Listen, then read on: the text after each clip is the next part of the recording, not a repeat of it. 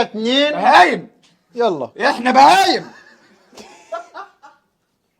احنا بهايم فشخ. لا مش عادي يعني، احنا في الجيم ده كان بسهوله كنا خلصناه 10 يا ما 10 تتكلمش معايا.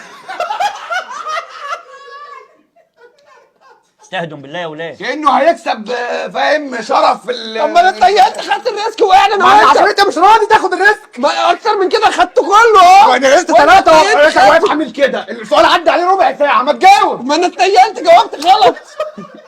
ما لو كنت سكت غريب كنت قوي. رحت. طيب عمال تتسأل اسئلة وسايبيني يحيى سايبين تعمل قلق على التيك توك دي والله العظيم. تيك توك ايه واعرف ايه فعلا. لا لا غريب لا قوي. لا لا بس يا يحيى ريس. بس يا عبده ولا اسمك ايه؟ عبده ساده يا نهار ازرق، ده مفيش احترام لكبار السن.